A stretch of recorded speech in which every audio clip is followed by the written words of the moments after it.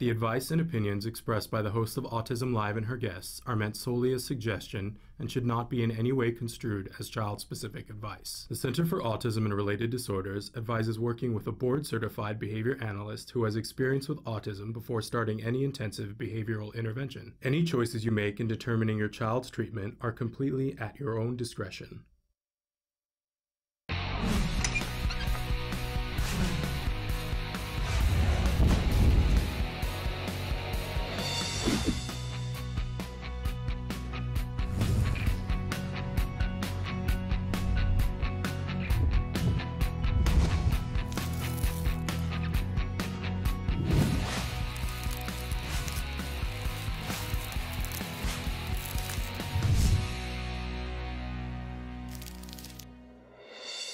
Good morning and welcome to Autism Live. I'm Shannon Penrod. We're coming to you live from the Warner Center in Woodland Hills, California.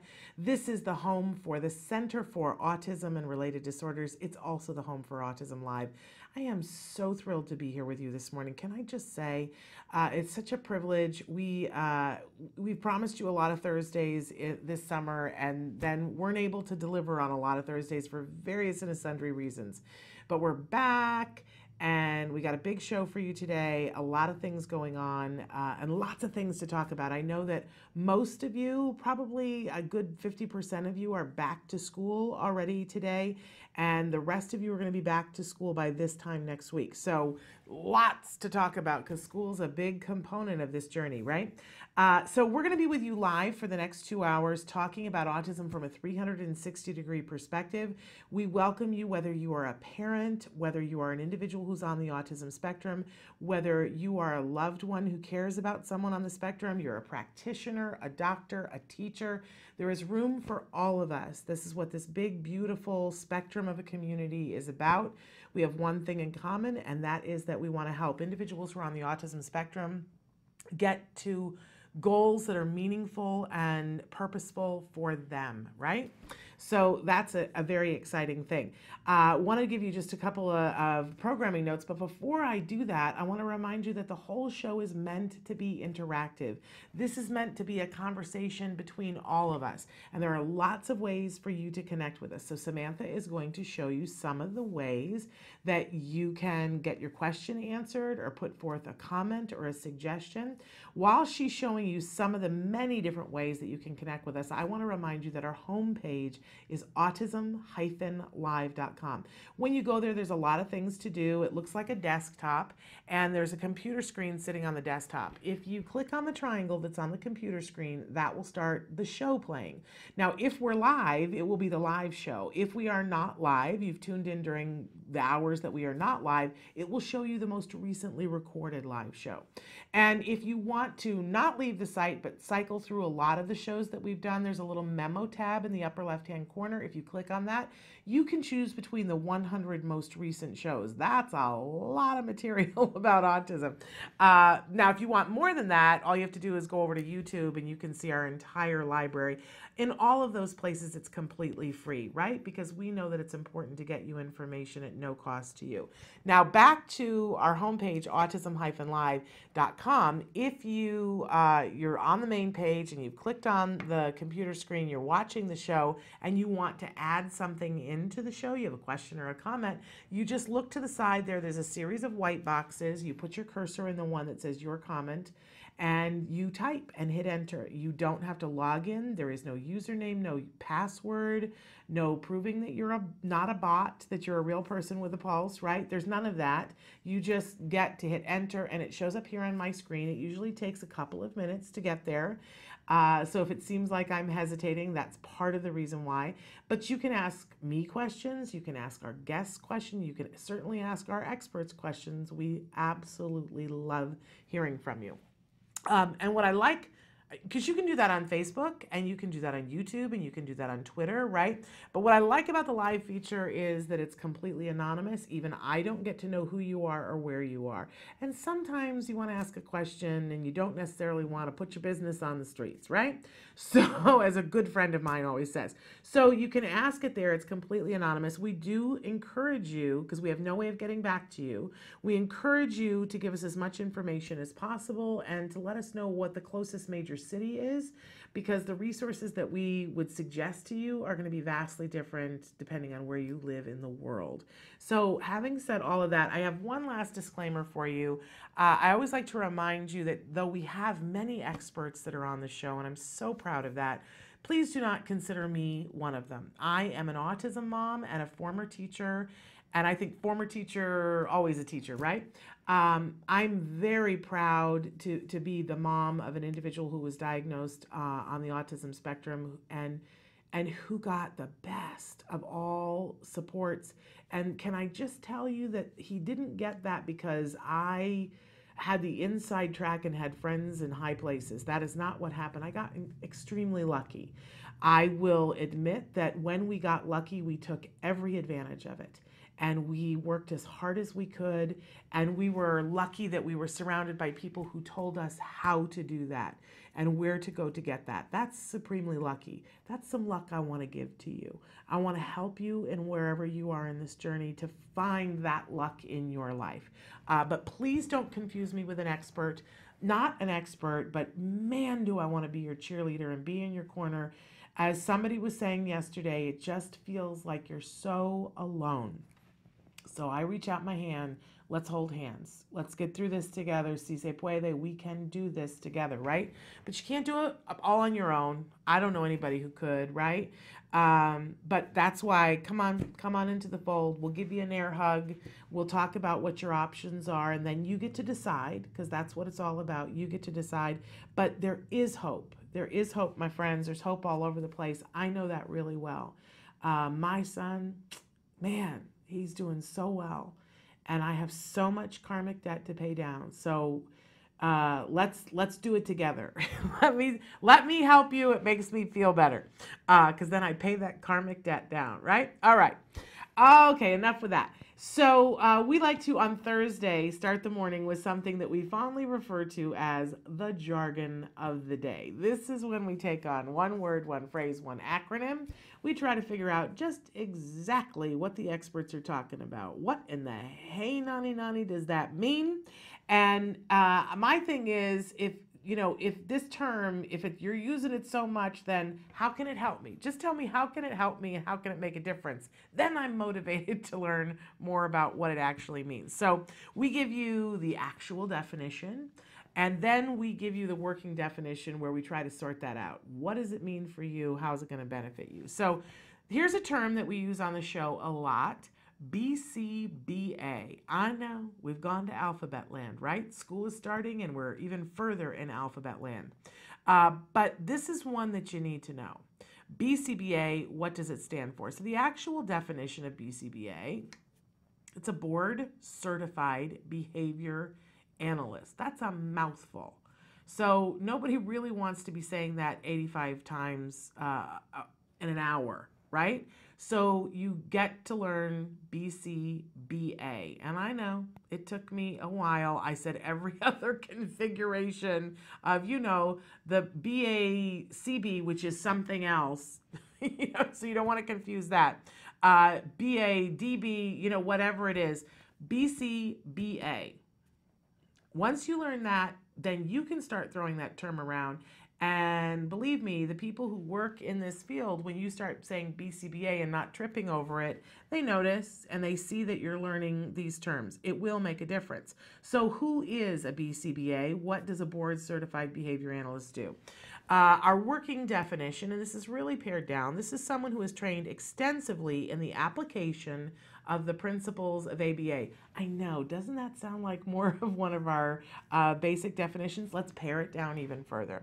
So ABA, because one jargon leads to another, ABA is applied behavior analysis. This is what has been shown to be effective in treating autism. Now, you really want to get confused? ABA wasn't designed for autism. It is a science that has been around for a really long time, studying behavior and changing variables to change behavior. ABA is used in all different ways, in all different types of situations. Olympic athletes use ABA, and their trainers for sure use ABA. Teachers use ABA. Businesses use ABA. They will hire a BCBA to be on their staff to evaluate how can we get our employees to be the most productive that they can be. So BCBAs are board certified. That means that they have taken a test and they are held to a specific code of ethics, which is really wonderful. And when you find out that someone is a BCBA, then you know they've done a lot of schooling, they've done a massive amount of hours working in the field of ABA, and you know that they know a great deal about applied behavior analysis. Unfortunately, it doesn't mean that they've ever worked with a child on the autism spectrum or an adult on the autism spectrum. You cannot assume that a BCBA has worked in the field of autism. But you can certainly ask, because for those of us who have kiddos on the spectrum or have friends that are adults or we ourselves are on the spectrum, we want to be working with a board certified behavior analyst, but one who is experienced in the field of autism. In fact, there are studies now that show that while of course ABA is effective in helping all individuals learn and grow, all individuals on the spectrum, not on the spectrum, heavily impacted on the spectrum, mildly on the spectrum, it is the best teaching method that there is. Science has shown that to us time and time again.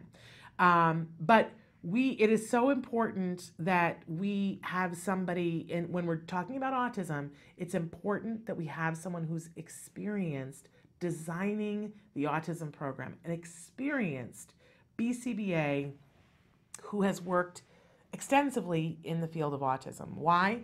Because we want to get the best possible outcome for that individual, right? And studies have shown that one of the main factors of the best possible outcome is having an experienced BCBA on your team. It doesn't mean that they have to be there working with the child every day. In fact, that's not practical, right?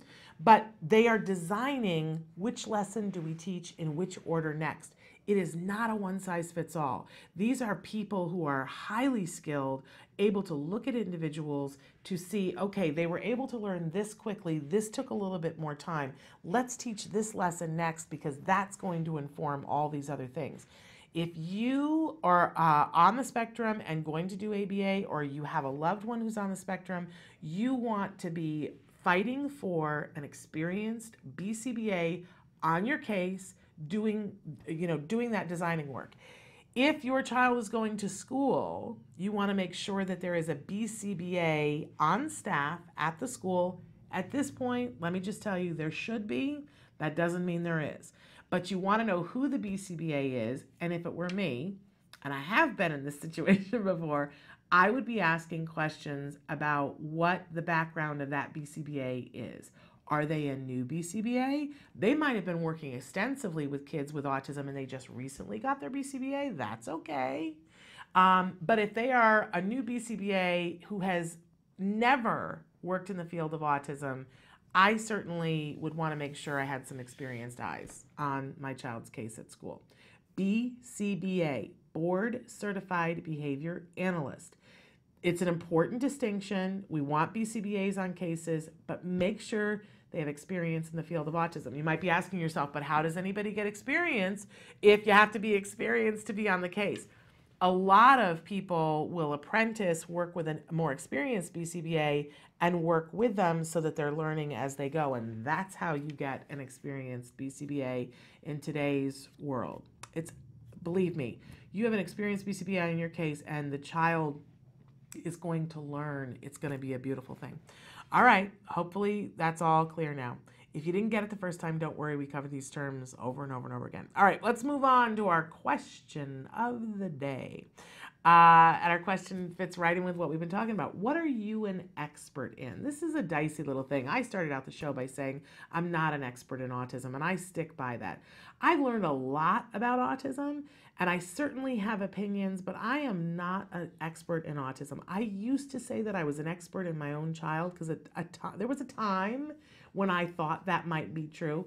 But I'll tell you, our kids grow and they learn and they change. And just as soon as I would become an expert in my kid, he'd change. And then I had to run to catch up. So I don't even consider myself an expert in my kiddo anymore. I will tell you, I think that I'm an expert in the experience of a parent and the journey through autism. I think I'm an expert in that. But in my experience, not yours, because your experience and my experience are different, right? But I'm an expert in my own journey, what it was like for this parent to journey through autism. But what are you an expert in? And what are you good at? Because I'll tell you what, this community needs you.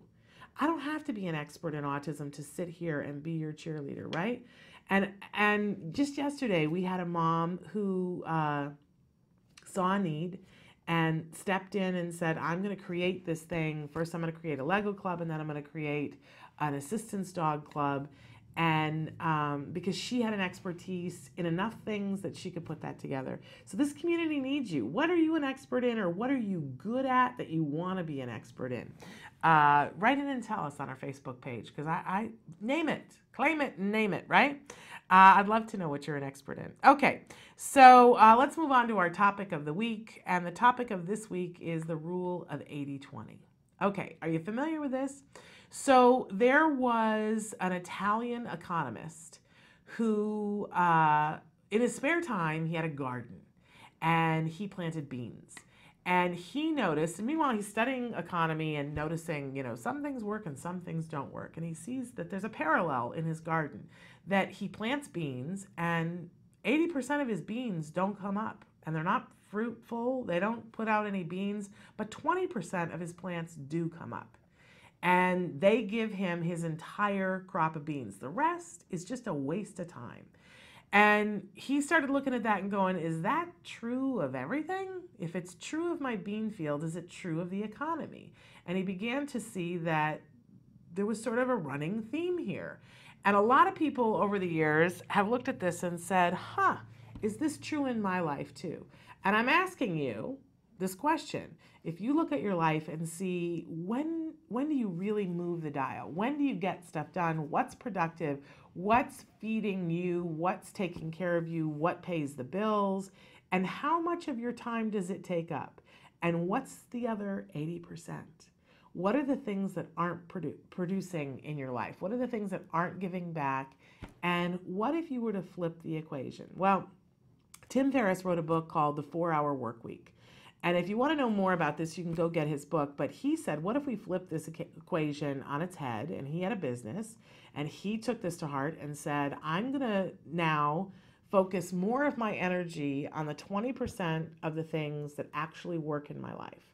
And I'm going to start letting some of the 80% things that take a whole lot of time and don't produce anything go. And they might produce a little bit, but these other things produce 20% of the things that work in my life. And I'm going to start shoving some of the 80% of the things to the side. And what he found was that when he focused on the 20% of things that were working, he was happier, his productivity went through the roof, and he had more free time that wasn't clogged up with the gunk. And that's why he says the 4-Hour Workweek. Well, I read that book at a time when we were starting ABA therapy. And it was pivotal for me because I started looking at it and going, wait a second. We're doing a whole lot of stuff here. We got a whole lot going on. What's actually moving the dial? What's actually helping my kiddo? What's making a difference? And I saw clearly that it was our good quality ABA program. And there were a lot of parents that I was friends with that were like, ABA takes up so much time, and and we've got other stuff. And a lot of times you guys write in and go, well, the school wants us to do this, and OT wants us to do this, and speech wants us to do this, but how much, an ABA wants 40 hours. I really want you to take a look at it, because if the ABA is what's moving the dial, then I hope you'll make the decision that I did and go, all right, I'm going to double down on this. If it's something else, I really want you to ask yourself what's working and what isn't, and what could you let go of to put more energy towards the things that are actually working.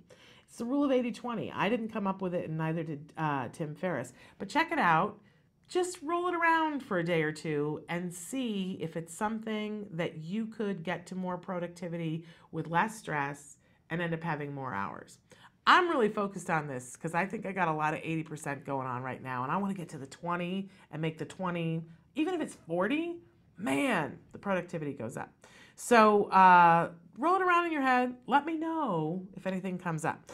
All right, so today we got a big show for you. Really excited because we've been on a hiatus with Bonnie Yates pretty much this summer. Not all because of her. She would say, I can do the show this week, Shannon. I'd be like, no, we're off this week. But she's back today. So, and we got a bunch of questions that you guys sent in. A lot of them are related to school. She's going to be answering your questions. She is, for those of you who don't know, she's a special education attorney. She is also a mom who had a son diagnosed on the autism spectrum. And so she knows a thing or two about that too. She's going to help us decode some of our legal choices and how we present ourselves in a way that legally helps us to get what we want, especially at school. And then, of course, the fabulous Joanne Lara is going to be with us in the second hour, and she's a good friend of mine. She's from Autism Movement Therapy and Autism Works Now. Autism Works Now is an amazing organization that is training young adults how, of all abilities and skill levels on the spectrum, to be job ready, and now, you know, they're helping to employ them. So she's going to talk with us a little bit about Glorious Pies and what's been happening with that, but also an exciting workshop that they've got coming up. And more. We talk endlessly with Joanne. So that's what's happening on today's show, plus your questions. We're going to hope to get to a mindfulness moment and an autism in the classroom. So don't go anywhere. There's a lot going on. Stick with us. You say hi, we say hi. Let's get rowdy, let's get wild. Let's get wild. Let's get wild. Let's get wild. Let's get wild. Hi, welcome back to Autism Live. I'm Lisa Ackerman. I've got Kristen Selby-Gonzalez here with me today, and the feedback overwhelmingly. Oh, chicken nuggets! Probably one of the easiest recipes on the planet. We know all of our kids love chicken nuggets. Let's talk about corn. GMOs, genetically modified foods, are no bueno for a lot of folks, and we agree. So I've actually called the manufacturers to make sure these are GMO-free product. Really simply, what I did with the corn flakes is just the old-fashioned crush away. That's just the easiest way. Maybe you can crush that a little bit for me. That's something our kids can help us with, yeah, too, if we're doing cooking with them. Well, and fine motor improvement. Absolutely. Boom. Sensory issues. Boom. A lot of people will over-season. They season for adults. So from the standpoint of just putting it in enough flavor. Now that we got our base, our coating in, I'm going to work on how we coat the chicken. Now, Kristen, was Jax ever allergic to eggs? He has been. There's a lot of options with eggs. Don't you know that you can also look at duck eggs, Really? quail eggs, and other types of eggs that, even though they look the same in the bowl, they're different on the allergy panel. Let's say you find out you're allergic to every egg on the planet. You can use a little bit of water and arrowroot starch. I've got a high-grade stainless steel, non-Teflon frying pan. I'm using high heat oil, getting all ready to go. So we're just really easily going in and coating the chicken. Now, when I'm flipping these, Lisa, do I flip over and over, or do I just cook one side and then the other? You know, I prefer to cook one side, because what happens is the good coating that you spent all this time crushing for me falls off. Gotcha. Bonus. About how long do you cook on each side? About 4 minutes on each side. We'll do it. And I think you're almost there. Yeah, you're good. That You're one's golden. good. Fantastic. So if you want to take them out. So now that we got the last batch in, let me take you through what these finished babies look like. Like I said, you're going to have some happy families out there wanting to eat this. This is so easy. You saw how quickly we got in and done. Just want to remind everyone, we really want feedback at Autism Live and want to know what you want to see next. So if you've got an idea, a recipe you want us to convert, or to talk about a particular topic, we'd love to hear from you. You could do that at autismlive@gmail.com or Facebook land. We're all on Facebook, facebook.com/autismlive. And then again, there's already thousands of recipes waiting for your eyeballs to go cruise over on the TACA website. We'll look forward to seeing you next time on Autism Live. Thanks for joining us. You say hi, we say hi. Let's get rowdy, let's get wild. Let's get wild.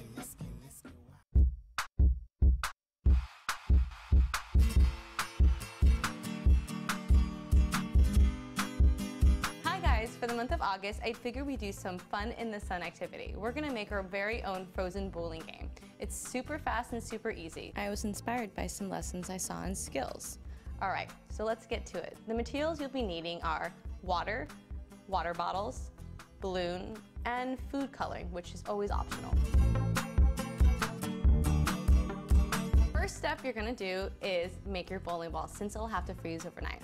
The first thing I'm gonna do is take my balloon and put a few drops of food coloring in it. This is optional. If you don't have food coloring or your child has an allergy to it, don't use it, but I thought it'd be fun to make everything super colorful. So, I have my food coloring. I'm gonna put a few drops in here.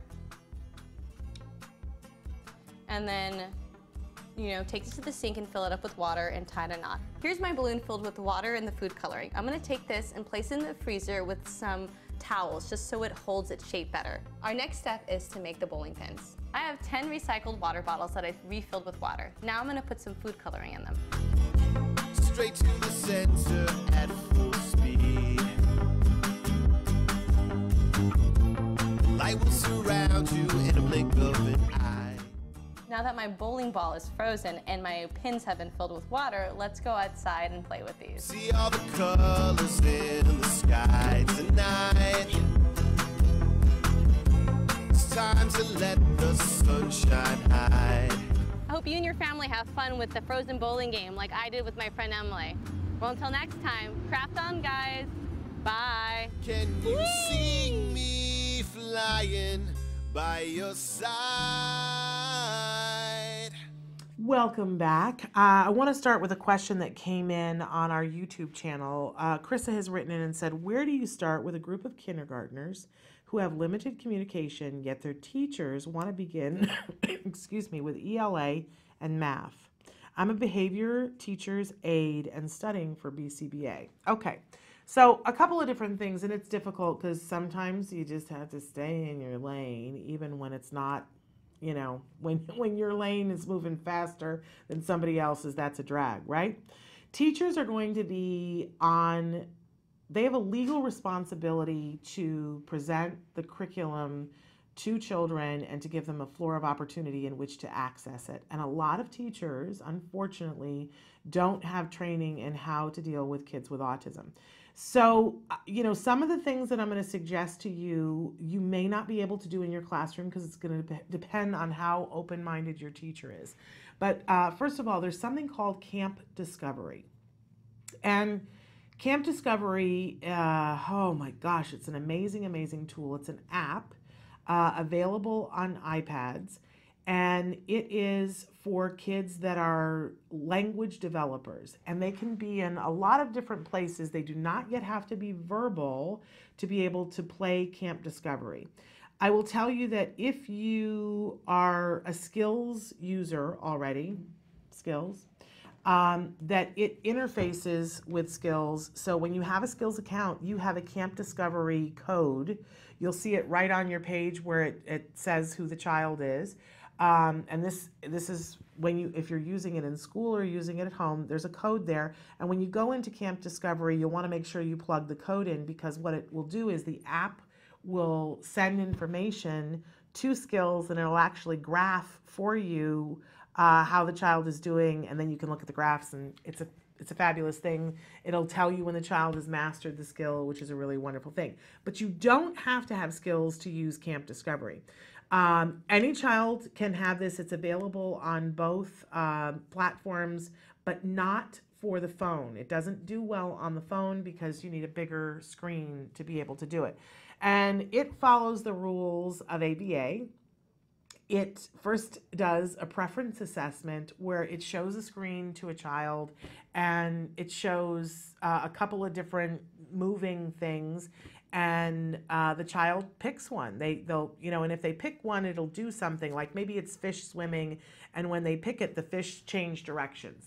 Just as an example, there's tons of them, and it'll give them like 3, and the child picks one.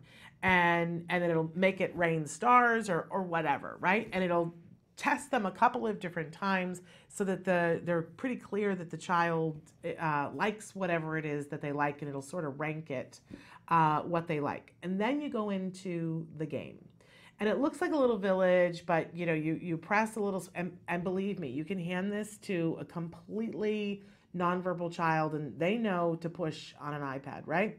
And it's instinctive. I swear they come out of the womb knowing this now. But in any case, they'll present, for instance, a duck, and they'll say, touch the duck. And if they don't touch the duck will pulse, right? So that they know to touch the duck. They touch the duck, and the app says to them, you know, it shimmers or does whatever it is that they chose in the preference assessment and says, it's a duck, good job, right? And they'll do this a couple of different times. This is called errorless learning.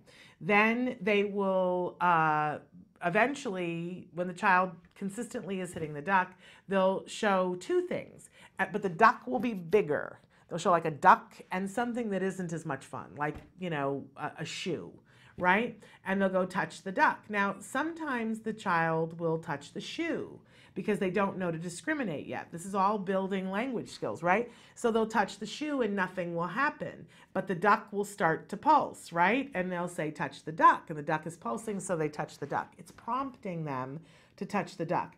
As the child touches the duck, it will self-fade the prompts. Right? And eventually they'll have things that are more fascinating and not a shoe, you know, something that might be fascinating to them. If they chose the fish, it might be a fish, and they'll say, touch the duck. But nothing will happen if they touch the fish, and the duck will pulse, and they'll touch the duck, and they keep doing it until it's clear that the child knows duck. Then they introduce another thing, they do the same thing, and then the two things are there together. And what we have seen over the years is kids will master these things very quickly. And they learn language, and there's all kinds of exemplars, and they learn all kinds of things. And as I said, if you're doing it with skills, it will graph. Now, a lot of people just use Camp Discovery for a reward. And this is brilliant, right? So if you're in a classroom and the teacher says she's going to teach math and she's going to teach ELA, and that's wonderful, but you want to be putting it forward to the teacher that kids on the spectrum need regular breaks that are reinforcing. That, you know, okay, so we do 10 minutes of circle time, and then you get a reward, right? And you can do something that's educational. If you have access to iPads in your classrooms, and a lot of kindergarten classes do, then you can say, we're going to do 5 minutes on the iPad, and the thing that you let them play is Camp Discovery. And in this way, then they come back and they feel like they've had downtime. They feel like they got to play a game, but actually you very effectively got them to learn something that's going to feed into the ELA and the math. So it's brilliant. It does require iPad or iPads because you have multiple children playing. I will tell you that there are more and more places that will give grants to kindergarten classes if you apply for them. And if the teacher ends up seeing it and liking it, then you can talk to her about doing more things and partnering it with skills so that she can track it. There's skills for teachers, and you know, we can show your teacher how to do that. So that's if you're going to do Camp Discovery. Now, if iPads are just completely out of the question, there's no possibility that you can get access to an iPad for multiple kids in the classroom. There's still the possibility that you can get an iPad for that individual child. There are grants that the parents can apply for to get an iPad for one child, or, you know, like I said, schools are getting grants for iPads. It's not unthinkable that you could get them for the entire class, right? And Camp Discovery, I believe, is free. If it's not, write to me and let me know and I'll look into it. But I believe that it's free. It was last year. So, but if you absolutely can't do Camp Discovery, you still got to find something that you can do for regular breaks to be able to do with your kiddos to get them building language. So in skills, there are all of the curriculum that is done on the Camp Discovery, and you can do it in a classroom. Teachers do all the time. You can go there and ask them for a demo and have them show it to you. If you don't see what you need in the demo, call me. I'll go through it with you and I'll make some suggestions, because all of the lessons of teaching language and getting a child to understand receptively language are in there, but all the lessons for expressive are in there too. And, you know, so there's a whole, as if you're studying to be a BCBA, then you probably know what the verbal operants are. And there's this whole, I'm picturing a timeline, but it isn't, sometimes you skip around it. But there's the verbal operants, and those are the things that we want to teach a child. So we want to teach manding. But as we're teaching manding, we want to work on echoics. And you can be doing all of that in a kindergarten classroom during break time. It could be as simple as having a thing of bubbles.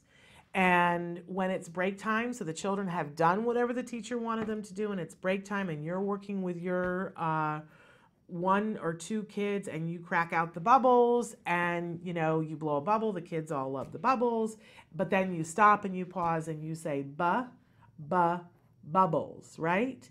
And what we're trying to do is to get the children to say "ba." So we stop blowing bubbles until they say "ba."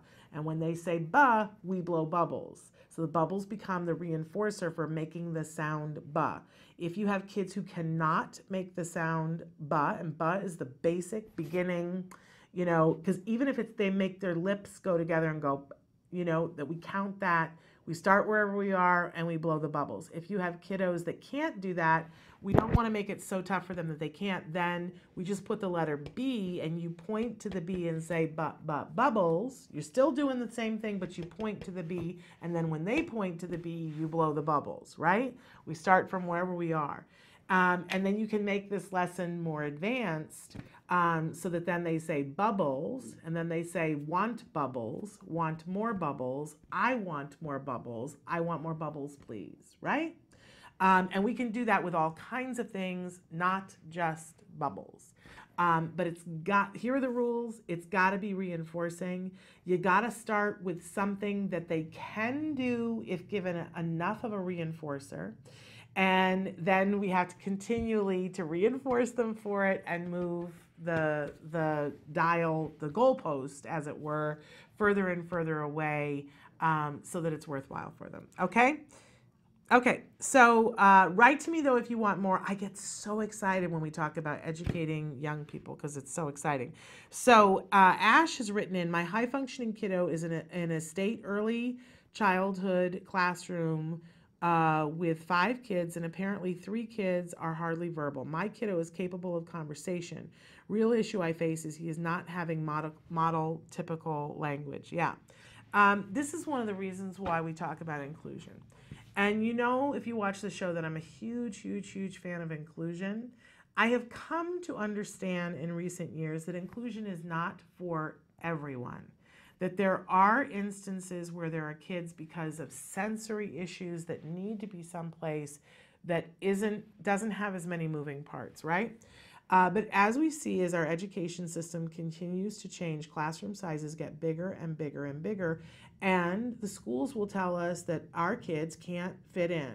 Well, that doesn't work. That is not what the law says. That is not what IDEA says. Our kids legally are entitled to a free, appropriate public education in the least restrictive environment and in which they can have a floor of opportunity to access the curriculum. School's going to argue that they don't have a floor of opportunity to access the curriculum in a regular classroom because they don't want you to get a one-on-one aid. And why is that? Because the one-on-one aid is expensive. But IDEA doesn't say the least restrictive environment in which it doesn't cost us money. It doesn't say that. So I'm with you, Ash. I'm concerned because children who are acquiring language need to have it immersed in their curriculum. We need to immerse them in the middle of it. And if he doesn't have anybody modeling typical language, it's going to take him longer, and that's not going to be good for him. So I would ask for an IEP. I would go back in with the language from IDEA. You might have to hire a lawyer or an advocate, but I would go back in and say that this is too restrictive of an environment. You're going to want to, have your ducks in a row in terms of the fact that, if your child, make sure that your child hasn't done anything violent to anybody else, because they're going to argue, oh, no, we can't Now, there's still a way around that. If if your child has aggressed towards somebody else, there's still a way around, but I'm just telling you what their arguments might be. But you do have a legal right to that least restrictive environment. And I do think that you want to call an IEP meeting and ask for him to be put in a different setting. I think you're absolutely right there. He needs to have more of that. And please make sure, a lot of times when kiddos are high functioning, and I know that's not even a term that I love, I want to put quotes, high functioning, and in early grades, school will tell you, oh, he doesn't need ABA, he doesn't need a one aid because he's so high functioning. Please do not be duped by that. A 5-year-old who is high functioning and in a young setting, you give them good quality ABA and they will fly. They absolutely have a right to it. So please, please, please, please fight for your child to have a good quality ABA program, and write to me if you're not sure what that looks like. Okay, I'm looking at what time it is. I was going to give you guys the mindfulness moment, but instead we're going to take a short break, and then we're going to come back with the fabulous Bonnie Yates, who's going to talk with us more about legal things and classroom, the free appropriate public education, least restrictive environment, all of those things and more. So stick with us.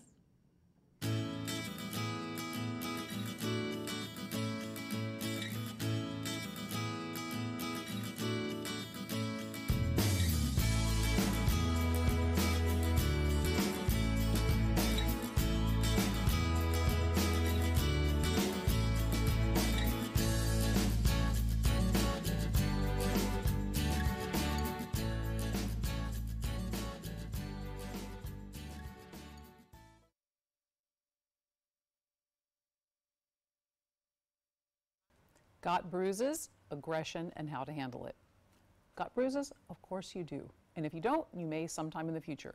I remember I used to be covered in bruises. My son's tiny little sharp teeth would inflict all kinds of blue marks all over my arms, and people would say, "Does your husband beat you?" Aggression in autism is connected to what I call the 3 H's: health, habit, and help me. So what do I mean by that? Health is really an underlying issue in autism. There are more studies that show that autism is linked to a dysfunctional immune system.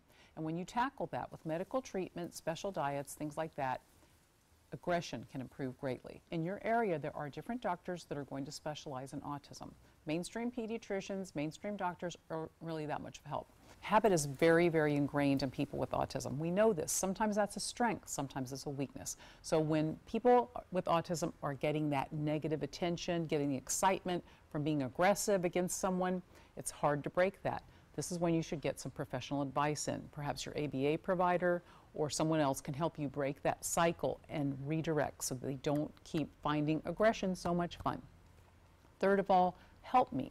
Aggression is actually an attempt to communicate for some people with autism, especially those who have a hard time with verbal language. So that's when it's really important to get that extra step to get them a means of communication, be it an iPad, be it perhaps a letter board if you're in a low technology country where you can't access a lot of things. It's very important so that they can at least communicate their basic needs. They might be in pain. Someone might be unfortunately abusing them. That does happen. So take it seriously. Aggression isn't just aggression. There's usually an underlying cause. Now, I would caution you because autism and stubborn do tend to go together. It's important to not let your child get too much control of things, too much control of the family, because when they get too willful, that leads to some really long-term problems. Get your parenting in order and tend to that aggression before it turns out to be too much for you. You may have bruises now, but it won't last forever. When I talk to my son now, he looks back and he says, "I can't believe I did that to you, Mom. I'm really sorry." I'm like, "Well, just let me have a few French fries off your plate and we're going to call it even."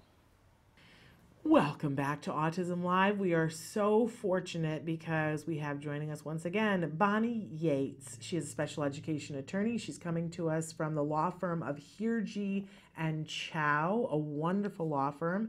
It's in Culver City, is it not, Bonnie? It is in Culver City.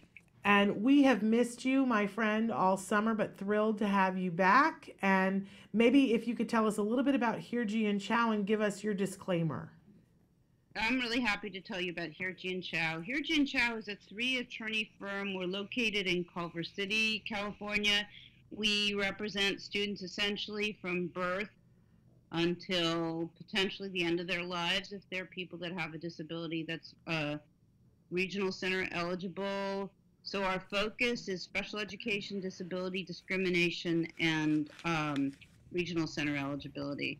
And that covers a lot of ground. We've gotten into doing higher education representation for students in college and so on. It's a big field, and the field keeps growing. And it's, I mean, for those of us, you and I, Shannon, and others that are in the field, I don't think there's anywhere we'd rather be. It's So amazing. it's great every day to get up and try to help kids. They're pretty great clients. And So Samantha had just put up the website for Hirji and Chow, which is lawyerforchildren.com. There it is again. Thank you, Samantha. So if you want to find out more about Hirji and Chow, or you want to find out more about Miss Bonnie, or contact her, you can go to that website and you'll be connected to all these resources. It's really a lovely website. And then you were going to tell about the disclaimer. yeah, so well, two things. First of all, we do a lot of intaking of families as part of our community education process. And so if you want an intake, there's a procedure for doing that with us for a complimentary consultation. The disclaimer is we're a California law firm. We're subject to California law. We're also subject to federal law. IDEA is originally federal, so it does apply federally in all the 50 states, but states are allowed to make their own rules as to certain things. So when we answer questions for you, we're answering according to California state law and federal law. And oftentimes we'll get people that are in another jurisdiction, and we usually, tell them that they should go to the COPA list. That's COPAA.net. That's the Council of Parent Attorneys and Advocates. That's where you can find a lawyer in another state that's knowledgeable about special education matters. And then, finally, we're trying to provide information in a general way for people, but, most people have a specific special education matter that they, really need to consult with a lawyer individually. We're not answering your individual questions. We're trying to educate you about your rights under IDEA and other statutes. You're talking about right here on the show right now, that when Bonnie's here, she's answering questions for you guys, but they have to be general of a nature. When you call the law firm, they're going to answer your specific question. But here on the show, we have to be general in nature. But I just wanted to specify that because I didn't want people to be confused. Thank you. I probably should have had that second cup of coffee. But that would be at 2 p.m. I'm one of those people that can't drink coffee. I can't have caffeine even in chocolate. I can't do chocolate. So it's always... I bow down to you, and I'm deeply sorry. I know. Well, clearly it hasn't prevented me from being a certain weight, right? I haven't starved to death without chocolate. We're not doing shaming here. Okay? All right. Okay. So let's get into some questions here. So the first question that we have is, can you please ask Miss Bonnie about, and so I've started calling you Miss Bonnie too. I like this. Miss Bonnie. Whatever works. About when servicers are supposed to start at school. We are 2 weeks in, and they are telling me it takes a while to get speech and OT up and running. Why would that be? I feel like I'm being jerked around. Well, you are not only being jerked around, but you're calling attention to a common problem, which is that the first couple weeks of the school year are pretty disorganized. And so if you have an active IEP, the services are supposed to start the first week that school's in session, right? Because most people, if it's OT or speech, they have a frequency of, 1 time a week or 2 times a week. We get a lot of cases where we see that it took the district or the particular school, sometimes a month or 2 to start the services, and you're entitled to compensatory education for that time. And you should probably put something in writing to the school saying, my IEP confirms that my child's supposed to receive these services every week. You've already missed X number of sessions. I'd like to hear from you immediately about when the sessions are going to start and what the plan is to make up the missed sessions. And And honestly, that may sound like some pretty harsh talk, but that's the reality. You have a legal document that says start date, end date. It doesn't say, and Exactly. we'll be taking a month off when Right. No, that was summer. That was summer. They got their 10 weeks off. Yeah. You know, now there, you look at the grid in your IEP and it'll tell you, as Shannon just pointed out, the end date for services, the start date for services. And, you know, once school starts, you're entitled as of the first week of school. So, you know that you're not alone, know that it's a common problem. Just as we've had people, you know, say things at IEP meetings like, well, we can only offer a half hour of speech a week because my caseload's full and I'm only on campus 1 day a week. Those are not the criteria. Amen. Amen, Okay. Bonnie. Okay, moving on. Person writes in and says, where to start? My child is coming home every day with bruises on his back. School and bus are saying there are no incidences, so there are no reports. What can I do? I'm just sick. We are seeing a shift in behavior too. He is having bathroom accidents and night terrors. Yeah, well, something very bad is happening at school. And it's not just the bruises that are telling me that, it's the maladaptive behaviors that you're getting. So the first thing that needs to happen is you need to photograph the bruises. And then you need someone to write a letter to the school, putting them on notice that all of this is happening, and you expect them to investigate and figure out what the source of the problem is. And, you know, then you probably, if this is in California, you probably need to put in a government claim, which is required if you're going to sue a California school district for personal injuries. And then you need a consultation with an attorney that does disability discrimination. You need to stop this before it turns into a 2-year, you know, very problematic legal case for the school district. I can just hear this mom saying, though, Bonnie, saying, okay, if you really feel like something is going on at school, how does she send him back? Well, she could. She doesn't say whether her son or daughter has an IEP or doesn't. But let's assume she does for the moment. Mm-hmm. She could certainly hold the child out until they could have an IEP meeting, and her letter would say, I'm having to take him out of school until you can investigate this and give me assurances that, you know, he's going to be safe at school. And she probably needs to go to a medical doctor immediately, like the child's pediatrician, and get documentation of the injuries. Okay. That's a bad situation, and that's one where you pull out all the stops right away. Okay. You know, she can also threaten that she's going to get legal counsel unless this is promptly investigated. I wouldn't hold back anything. Yeah. It's a safety issue. Absolutely.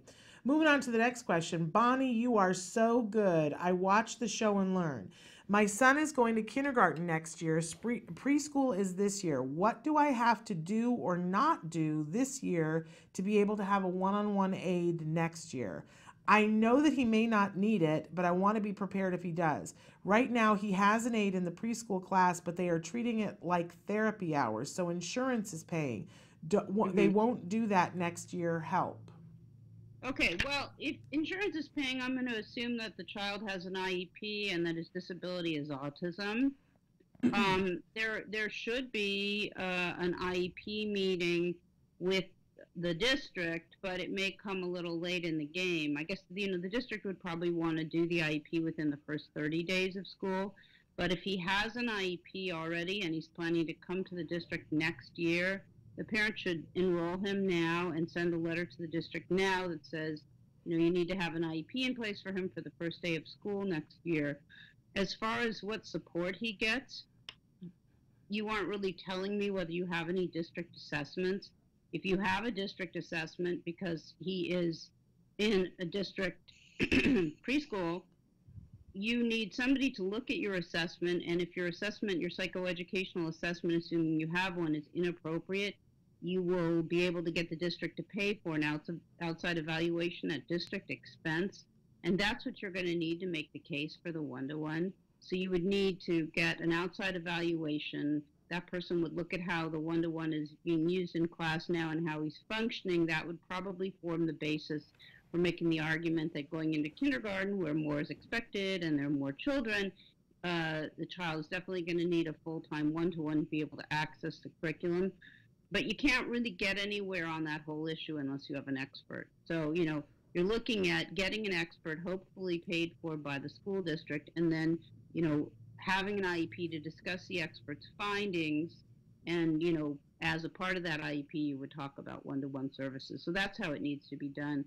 And, this thing about the outside evaluation is pretty great. Typically, we get about $5,000 that the district agrees to afford for a psychoeducational evaluation or a neuropsychological evaluation. And that evaluation operates a little differently than a private evaluation in that the evaluator is going to be sharing her findings with everybody, not just the parent. But if you get a savvy evaluator who knows how to make that work, you basically get a free evaluation that you can use to attack the district's IEP and its evaluation. It's a very, very useful remedy. And you can't go to due process without that kind of evaluation because the district knows then that you don't really have any very weighty evidence, and they're not going to be incentivized to settle with you. So really the cornerstone of every case that we do is going to be the expert evaluation. But let's back this up for a second, Bonnie, so make sure that I understand too. Okay. So the first, if you want to go that route, the first thing that has to happen is that the district has to do their own evaluation, and then you have to show that their evaluation was not appropriate, correct? Correct. I'm presupposing that this child has an IEP and that the district's done an assessment. I see. If it's in California, that assessment can be attacked for 2 years. That's the statute of limitations. So we get the evaluation and we look at what the district has done, and then if we think there's a basis for attacking the evaluation, we attack the evaluation. And I'm just going to read you, if I can find it really fast since this is coming up now, a letter requesting an IEE that we wrote, so you can sort of see what they sound like. Okay. It won't take very long, Shannon. No, I love it. Okay, so dear Ms. So-and-so, I am X's attorney with respect to the family's request for an independent educational evaluation.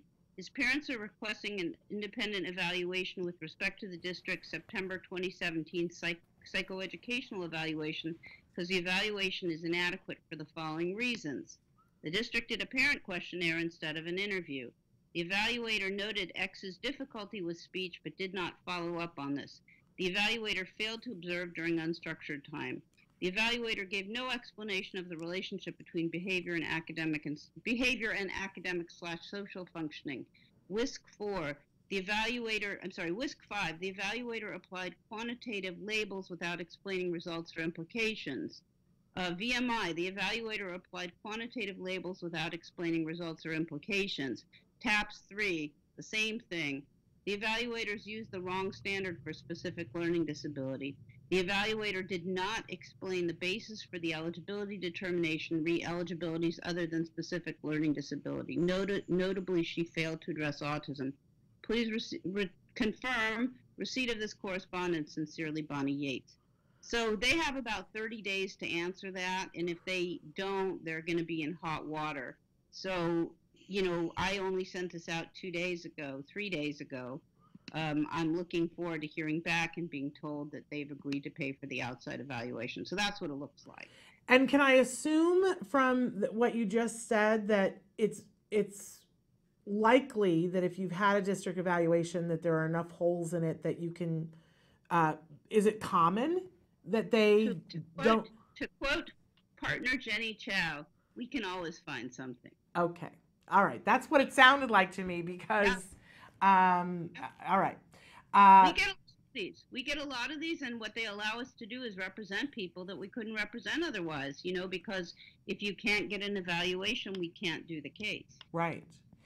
Okay. So one more question then.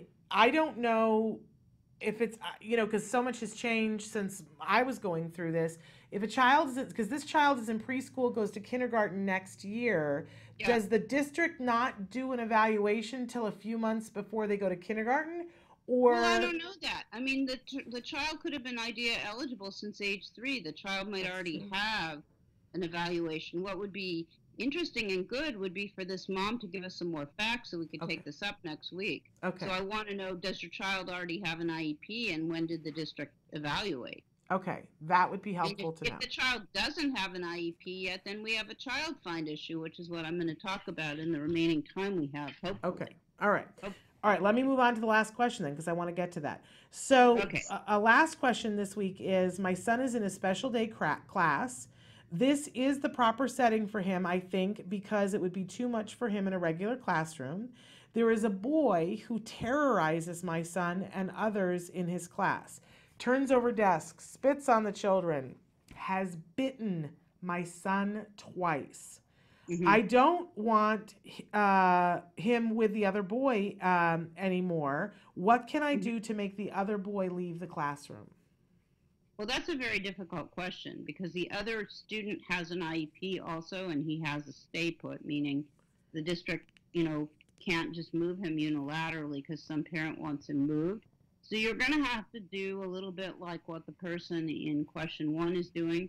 I think you're going to need to put in a government claim that your child is being injured by this other child, and you are going to exercise your legal rights. A government claim is something you put in if your child is getting injured at school.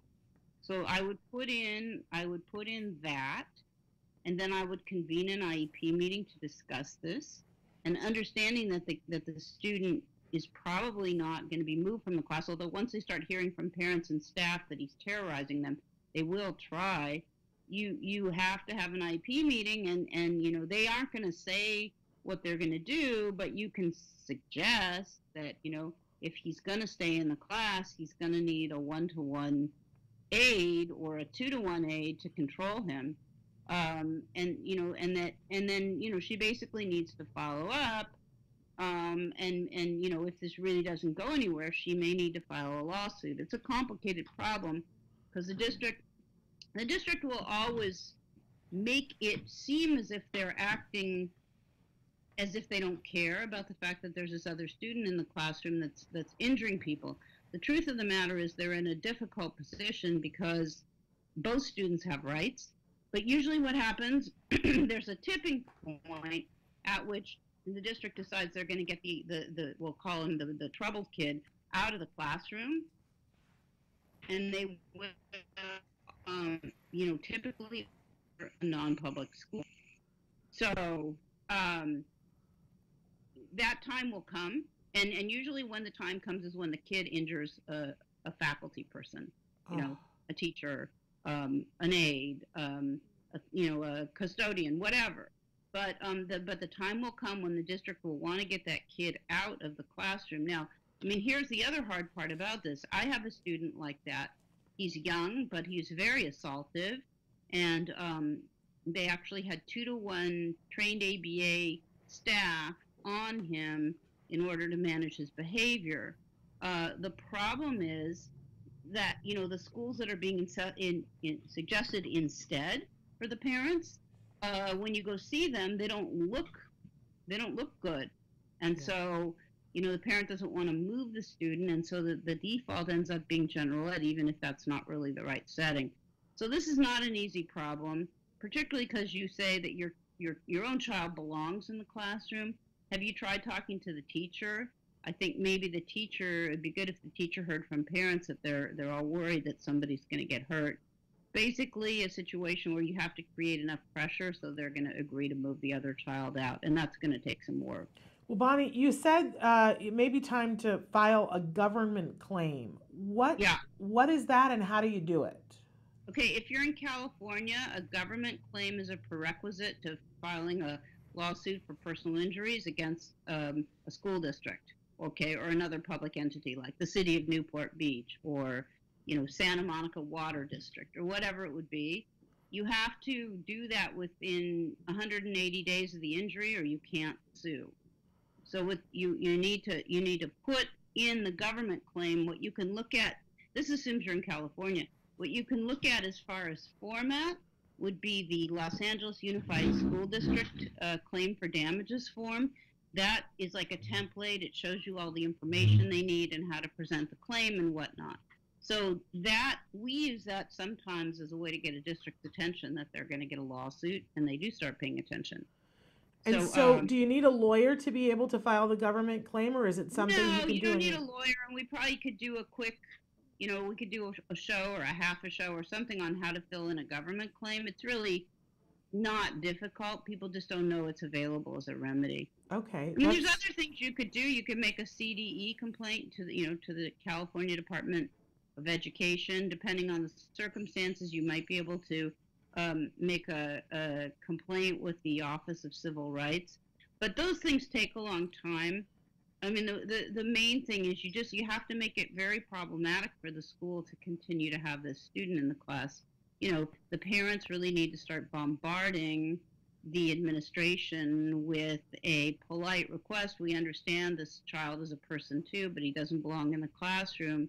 He either needs a lot more support or he needs to go, somewhere else. What do you plan to do about this? We can't have more children being bitten. Yeah.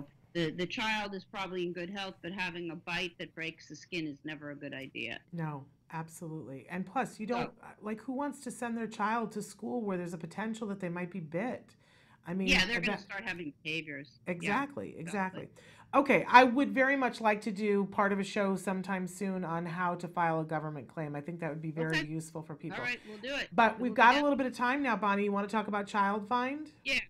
I've had my nose in two books the last couple of weeks. One is like the beginning of everything, and one is sort of the end. I've been doing a bunch of research about Child Find, but I've also been doing research about the standard for high school graduation. We're going to talk about both. We're going to talk about Child Find first because it's the beginning, but I'm going to tell you now, the standard for high school graduation is a real shocker. And it's easy to graduate kids with a disability, and districts are graduating them with a high school diploma. They are not getting education after their 18th birthday or whatever year it is they graduate high school. So that's super concerning to me. But right now what we're going to talk about is Child Find, because I don't think parents know about Child Find. Child Find basically is a requirement that's incumbent upon any school district that takes federal money, and the requirement for Child Find is that the districts have to search out and serve and refer for evaluation children within their geographical boundaries, and refer them for an evaluation if the district thinks a child may have a disability.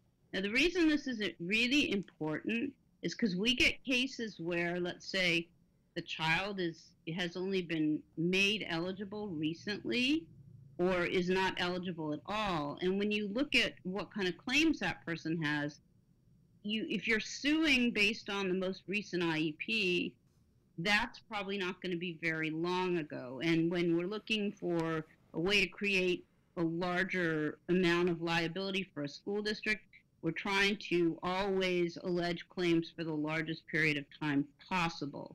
So we go back and look and see whether the parent has been going to the school district and asking for an assessment, or there are other factors that would warrant an assessment, and that allows us to extend the limitation period in terms of the amount of compensatory education we're going to be able to seek. So before I go farther, does that make sense, Shannon? Well, thank you because I wanted to just clarify. So are you saying, for instance, if somebody has a child who's 8 and their child is just now getting diagnosed with autism, by the public school, by somebody, by anybody, and the parent is standing there saying, how come nobody said something before? And the parent is now left with a bunch of things monetarily that they've got to take care of, and there's a lot of catch up to do for the kid, and the parent is feeling buried. One of the options for them is to look at that legally the school was responsible for identifying them as somebody who needed an evaluation, and you have the potential to go back, sue the school district for all of the time that they did not, if there was evidence that they should have reasonably identified the child for evaluation, they're on the hook and need to pay the family. Is that correct? Mostly. Okay. I mean, mostly. So, autism is a really, like an easier one because it shouldn't need to be age 8 at which the child's being diagnosed, although parenthetically I will say I've had so many high functioning kids in the last year that maybe it does make them harder to identify. But, typically speaking, the kid with autism is going to have a language delay at age 3, and they're going to meet, at least some of the other criteria. The school district in California makes the child eligible because they have autistic-like features, so you don't have to have the full-blown diagnosis. So yeah, if it's an 8-year-old, I'm going to think, it should have been made eligible in kindergarten, if not before. And so there is imposed upon any state that takes federal money this obligation, which is to identify, locate, and evaluate all children with disabilities residing within the district that are in need of special education and related services. So that could be a child in private school. That could be, like, we had a student, he was hospitalized.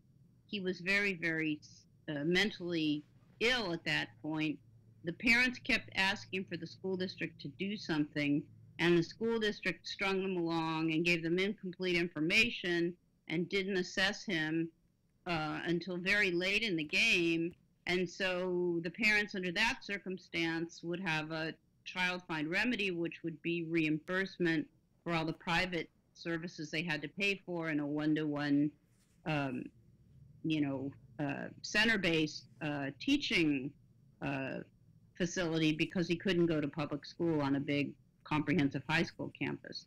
So there, the child find applies very broadly. It applies to foster kids, it applies to highly mobile children, it applies to children even if they're advancing grade to grade. And every state has to have child find policies for how they're going to do this, right? So we get children, let's say a child is in a private school, but the parent has had some interaction with the school district.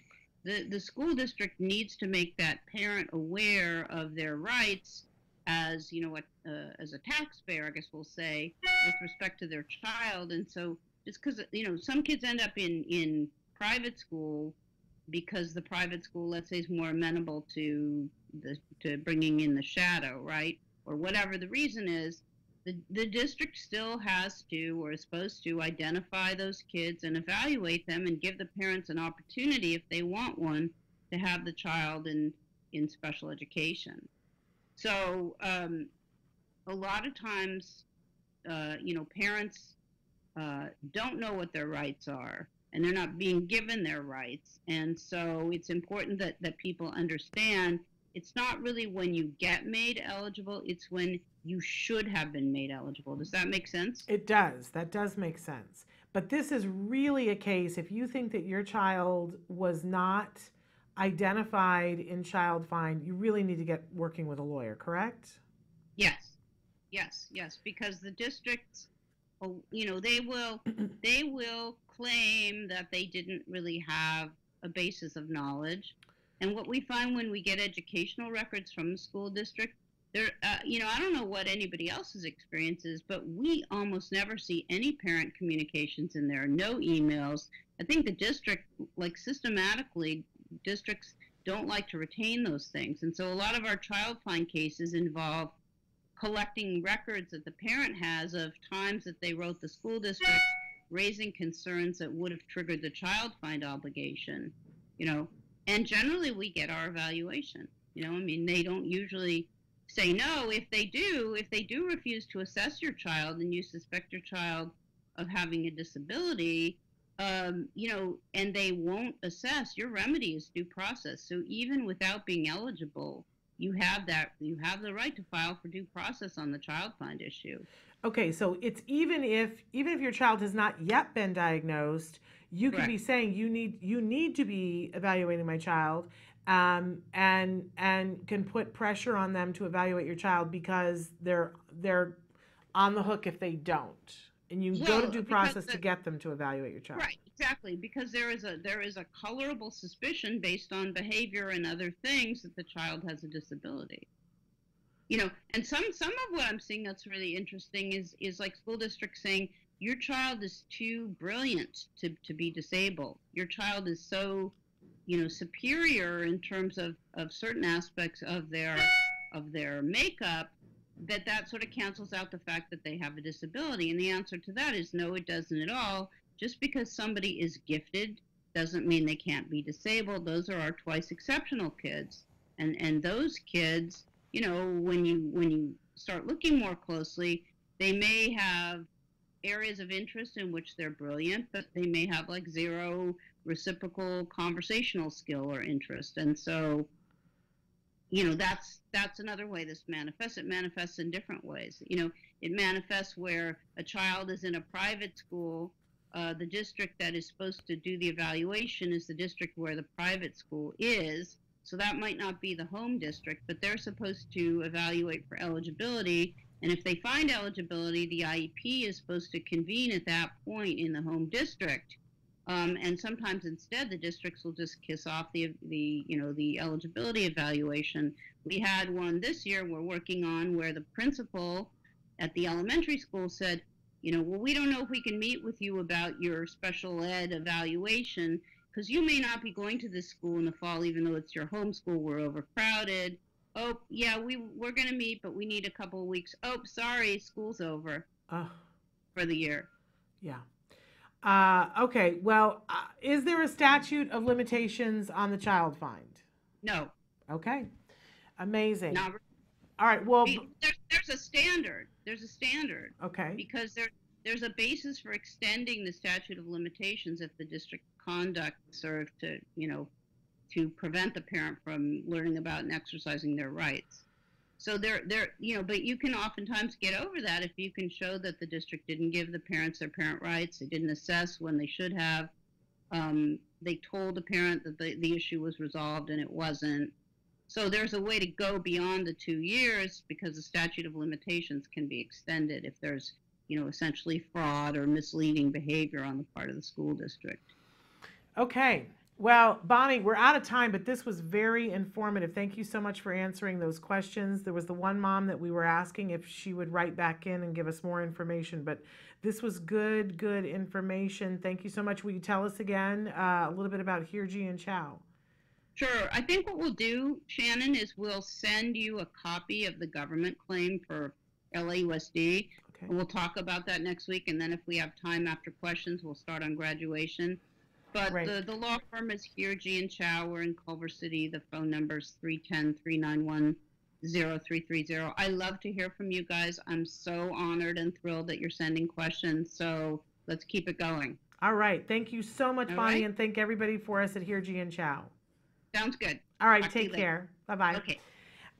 Thank you. That was just amazing. I learned a lot from that. I hope you guys did too. We're going to take a short break, and then we got Joanne Lara here. I can't wait, and she's going to talk to us about Autism Works Now and some of the amazing things they've been up to in the last few months, but some of the really exciting things they have coming up, including a workshop that you guys could take where you could become certified to train others in the Autism Works Now curriculum. So stick with us.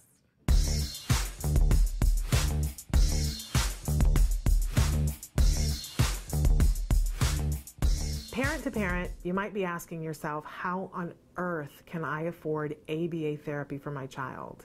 Well, the short answer is you can't. No one can. It's really expensive and it's overwhelming to most families. But the story doesn't end there, fortunately. The first thing that I want you to think about is tapping insurance resources. So many insurance companies are paying for ABA therapy right now. So that's your first best bet. Make sure and see if your insurance company is providing benefits for ABA therapy and check back often. Now, if you see that you don't have insurance right now for ABA, don't panic, there are still other resources. The next place to go is to your local support groups and ask them what local resources there are. That's a great place to ask for information because often states and even counties have support for ABA. And then beyond that, you might consider applying for grants. There are many fabulous grants out there to help you to get support for your ABA therapy.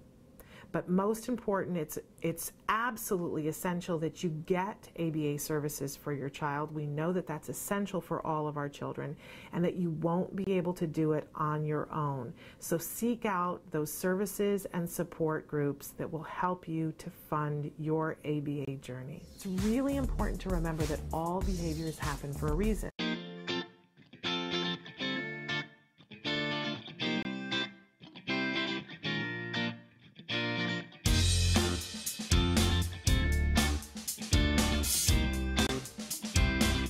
My name is Nancy Allspaw Jackson. I'm the Executive Director of ACT Today, and I'm here to support this amazing cause for military families with children with autism. Most military families move on average every 2 years. Oftentimes they have a parent who's deployed. With 1 in 68 military children being diagnosed with autism, it's just more critical than ever that we give them the support they need for care and services. This is the 8th year of our run. It's always a great event for the San Diego community, the fitness community, and the military community to come out and support military children with autism.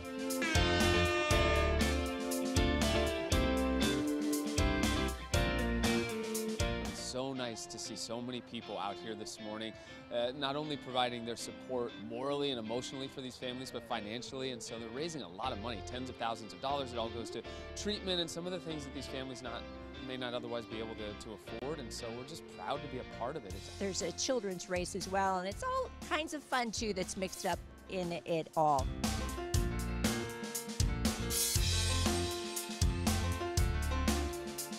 This is our 8th year being the title sponsor of the One Hope Act Today Family 5K, 10K Family Festival. And we believe doing good is doing good business. The main thing that we're out here today is because of our Cabernet supports ACT Today.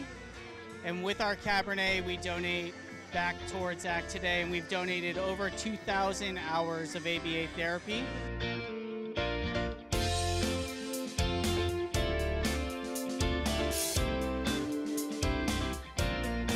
Me and Gunny Gitmo came all the way out here from Palm Springs to support this because we do have a son that has autism. And so we come out here to do the support for it all the time. We do a lot of fundraisers out in Palm Springs also. We had a huge Stroller Warriors group out here. I run with Stroller Warriors Miramar. We had a bunch of ladies run their first ever 10K today. It was amazing. I have a personal connection to autism. My son Ethan has autism. I'm in the Navy, and I ran the inaugural Act Today 5K back in 2011, I think it was. And so every time I come back to San Diego, I try and make it around this time so I can come run this race. I'm a 14-year military spouse who has been through 4 deployments with my husband. He's running today right now, so I'm just very happy to be here. Anytime an organization is out here helping military families, I'm always here to support because they're here to help families like me.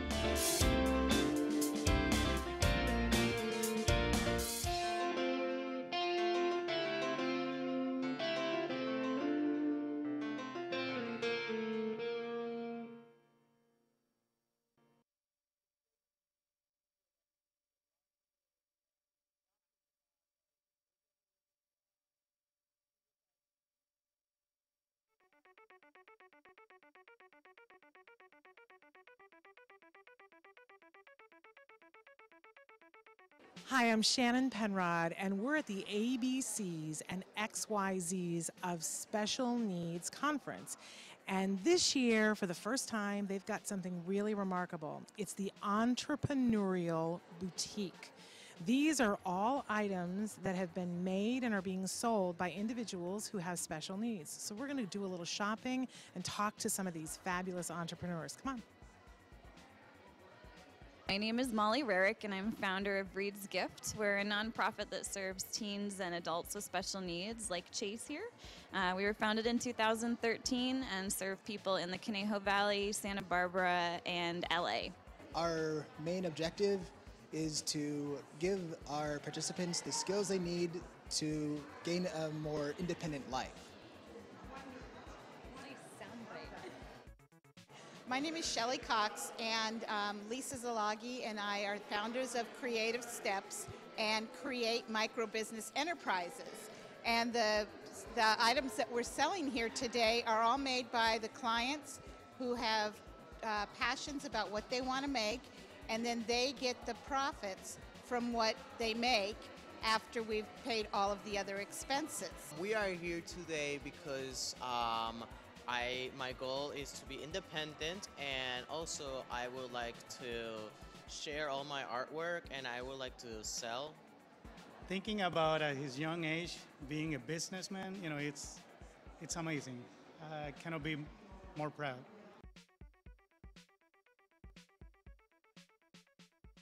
Welcome back to Autism Live. I'm so busy talking with Joanne Lara that I don't have time to be prepped.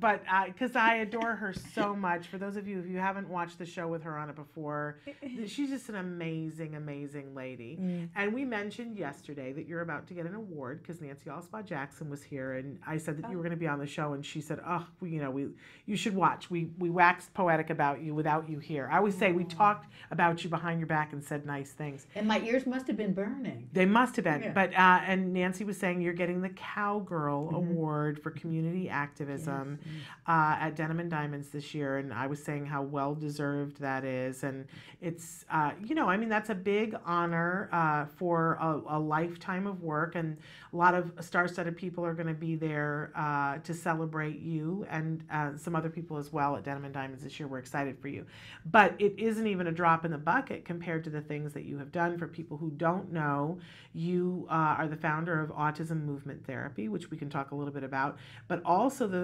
co-founder of Autism Works Now, which is mostly what we're going to talk about today. And that doesn't even begin to describe the amount of things that you have done in the world of autism in the last more than 15 years. I'm in special education 20 years, but the nonprofit is 10 years old this year. Wow. 10 years old with the Autism Movement Therapy as our nonprofit, and we're 10 years old. But for people who don't know, I mean, you worked extensively in the school system, in the special education school system, have a great wealth of knowledge there, and still you teach at National University, and you help mentor educators who are going into the classroom. That's right. To help to prepare them. You have worked in the field of ABA, and are extensive, and in fact, you teach in the field of ABA. I have a ABA graduate certificate. There we go. So I've done all the ABA coursework that the BCBAs do. You're a wealth of knowledge, and you constantly are giving to the community. You started along with Susan Osborne, who we have to, unfortunately, she couldn't be with us here today, but you started Autism Works Now, and it really has been a tremendous journey thus far, and you guys sort of took a left turn in the last year, and because you saw how difficult it was to get employers to hire, and said you're going to do this yourselves, and started Glorious Pies. That's right, as a DBA. So we are a business, and we are on payroll with Wells Fargo. So all of our employees or our candidates that are part of the Autism Works Now program who work with us get a paycheck. Which is amazing. Get a paycheck. It's the real deal. So not only do you have this whole extensive curriculum, and there is even a book of the curriculum that you are doing for Autism Works Now, but you really are putting it into practice practically, because as the candidates are working with you, they are hired by Glorious Pies, and they're working a job, getting, in some cases, that first job and on-the-job training completely under your help and Susan's help and others' help, to set them up for the best success. So let's break this all down for folks. Let's break down exactly what Autism Works Now is and does, and how people can get involved. Okay, so Autism Works Now is a pre-employment skills to jobs training, a curriculum-based, and we meet every week at CARD. On Ventura at the center, it's the Woodland Hills location. The Woodland Hills location. And we should say that Autism Works Now and CARD are not related or affiliated or have anything really to do with each other, except that you're fond fans of each other. Right. But Dr. Grampy-Shea saw what you were doing with your candidates. Your candidates came and toured and got to meet with her. And she loved what you were doing so much. She said, how can I help you? And I said, I didn't miss a beat. We need office space. Right. And she said, you've got it. Yeah. So she's been I'm such a big fan. how wonderful was that? Because we were paying for office space to meet once a week. And office space in Los Angeles is very expensive. Yeah, nobody needs that overhead. So that was fantastic for her to give like that. She's such a giver. Well, but you know, the truth is that you rightly said, here's what I need, and had it ready, which is important. And then you have utilized the space and utilized it well. And that's what she wanted you to do. Yeah. So I just wanted to be clear about that. They are not affiliated with each other, but fond fans of each other. So you meet every week, and each week you do different things. Each week is a curriculum. So it's an 8-month session course, if you will. Okay. We go from October 4th, we start October 4th, Thursday, October 4th, and we go to the very last week of May. Okay. We don't go in the summer because summers are hard to get everybody together. Right. So we found that out early on the first year. We're going into our 4th year, actually. Amazing. And we are thrilled. Every year we learn something, we revamp. Susan has rewritten the manual again, yet again, because we tailor it to the kids, and then, or the candidates as we call them, and as we finish a year, we reevaluate and go, you know what, it might be better to put this lesson before this, or, you know, we're learning, we're always learning too. Yeah. So, for the Autism Works Now certification workshop training, which is in Los Angeles, September 14th, it's a Friday from 10 to 3. At the studios where I do my AMT certification workshops as well. It's a lovely dance studio. It's just beautiful. It's very airy and bright and light, and we'll have our PowerPoint presentation, and we'll have the manual that we work from. The real essence of what we created the program for was, again, like I created autism movement therapy. We don't want to be the only ones doing this. Right. We don't want people to go, well, you know what, I miss out because I can't be in Los Angeles. Why don't I live in Los Angeles? Why aren't these programs here where I am? I know you guys all write to me and say, you know, Shannon, you tell us about what's in Los Angeles, but it feels bad because I don't have access to it. Exactly. So you're creating, you've got this workshop on September 14th. People can come to it, and they get certified so they can do this replicate training. The program. There we go. So they take away with them, and we teach them how to use the manual the week by week. I mean, it's really fine. It's really finely designed now. Yeah. We've got, like, the first week, hello, this is what you do, and here are the worksheets. Yeah. Second week you meet, hello, this is what you do, and here are the worksheets. Yeah. I mean, you can't mess up. Yeah. It's like you can't mess up. And now we're starting to get organizations across the country that, interestingly enough, they're organizations that have been founded because when the members had children that were younger, they wanted to serve them. And so now they have their children who are no longer children. Yeah. And they want to serve them in the workforce, but they realize, hey, they're not getting the jobs. Right. My kid, my child transitioned at 22 and he's 27 now, and he's never worked a day in his life. What's going on? Okay, well, we can address that because that's, you know, that's a whole show. But the point is they're seeing that we have this program because we're the only people that have this program. We developed this work program with a book, with a manual, and it's not like we're like, oh, it's in theory. No. This is practicum. We're going into our 4th year, and we're seeing people's lives change, their families change. We see individuals who are depressed and down, and now they have a job, and everything changes when you have a reason to get up in the morning. And I really want to commend you because not only, I mean, it's been the 4 years and you've been fine-tuning the curriculum, and when you saw that you were struggling to get the employers to get in there, you started Glorious Pies, but you do have candidates that now have jobs that are outside of Glorious Pies. I want people to realize that, and that are flourishing, and that this is what we all want to get to. Right. So let's back up for just a second and say, so that's the first thing that we want you to know about is the workshop that's happening on September 14th. Here in Los Angeles. That is happening here in Los Angeles, but it's just a one-day certification. Friday. And so there is a cost for that, of course, because you have to keep the doors open. Where can people go to find out how they can register for it? Because you do have a couple of spots left open that people could take. We have 10 people registered already, and we're thrilled because in the beginning we thought, well, we hope we just get 2. Right. It's like new. But you could take a few more people. We can take at up this to point. 20. Okay. And it's a very collaborative workshop, and we like to work. We've done it twice before. And it's collaborative in that we work in groups. And you'll see that there's I would like for you to come. There's a through line on collaborative working together. Yeah. And so we go from the beginning at 10 o'clock in the morning till 3 o'clock in the afternoon, and we keep reconvening for collaborative exercises together. Right. So you really form a bond with your group, but you're also learning what is it like to be, an individual who needs to be employed. Right. Because the point is, we forget, look, we've been working since we were what? Right. I've been working since I was 18. Right. So we've been working a long time. We don't know where those challenges are for these individuals. Yeah. We don't personally live that any longer. Yeah. But they do. And other people are continuously defining who they are without asking them what they want to do. So what we see is individuals who are forced into sheltered workshops and sub-minimum wage, and it is legal to pay an individual with a disability a sub-minimum wage. So, who came up with that? Yeah. Who comes up with this stuff? I mean, and sheltered workshops, when I was with, on Hillary Clinton's team, I had to get a message to her because she was talking about, we're doing away with sheltered workshops and sub-minimum wage.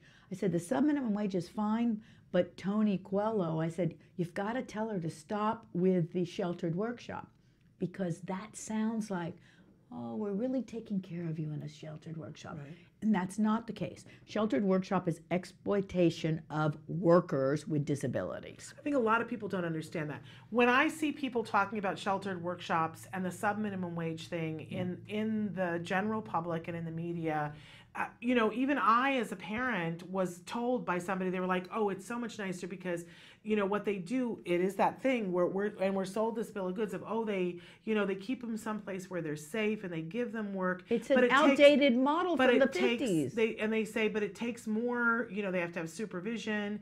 And so they can't pay them as much as minimum wage, but they're paid a fair wage. But then when you talk about the fact that they have these warehouses where they bus these individuals and with sort disabilities candy and for Nestle's for pennies on the dollar. I've seen it with my own eyes. It is a version. Then you go, oh, that sounds like slave labor to me. And it's not, we say, they'll say, oh, well, it's enriching them and it gives them a job and a place to go. And that thing you were talking about the pride.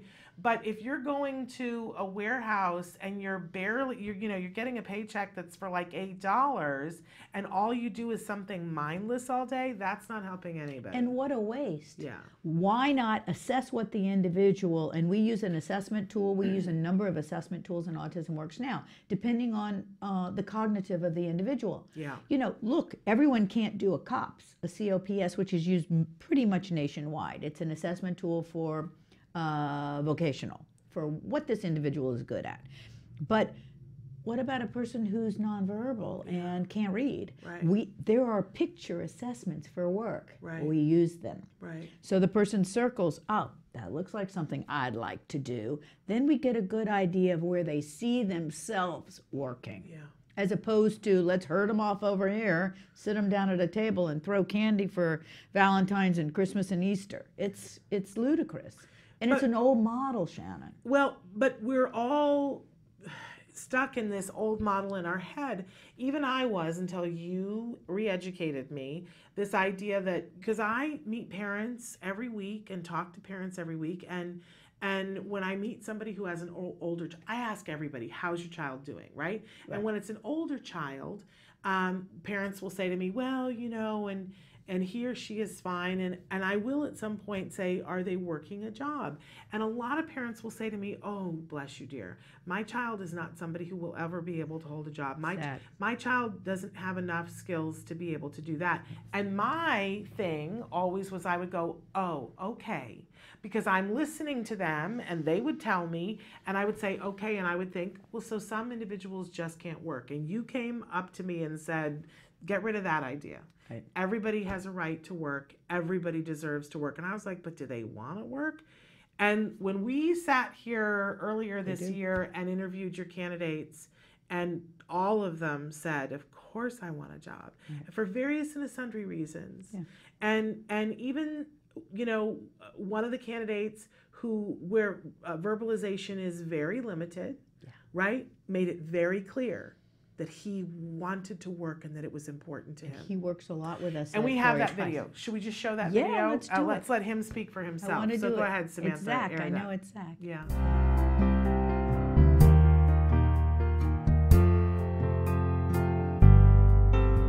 Talk to us a little bit about what your degree is in.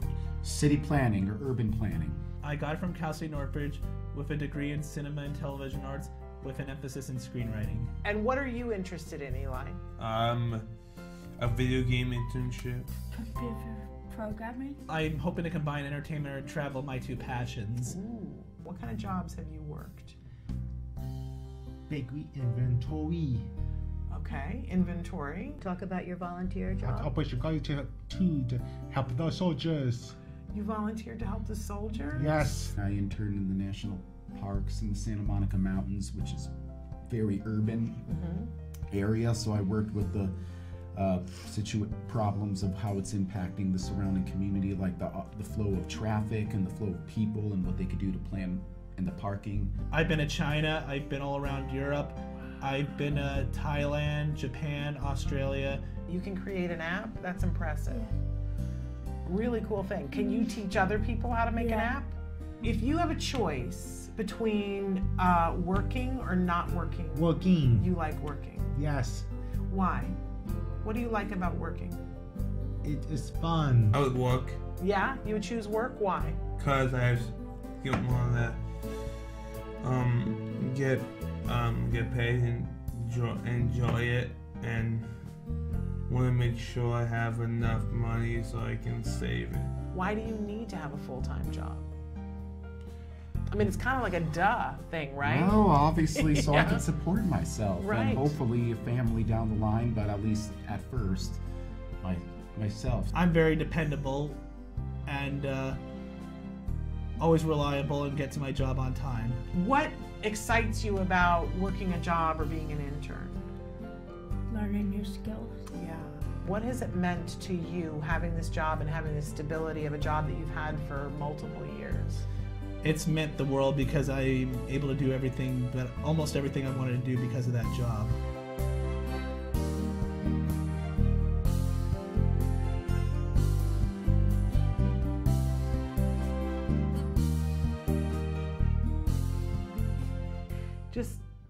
I get goosebumps every time, you know, I just start to ask the question and Zach says, working. And he says it with so definitive. He's like, let there be no mistake. Yeah. Working is what I want to do. It just gives me chills every time. And he works a lot. Because he works with us a lot, yes. And does a great job. We have creme brulee, we have fruit pie, we have berry pie. Amazing. It's a good cause. Oh, man. It's fantastic. I just adore him. He is such a sweetheart.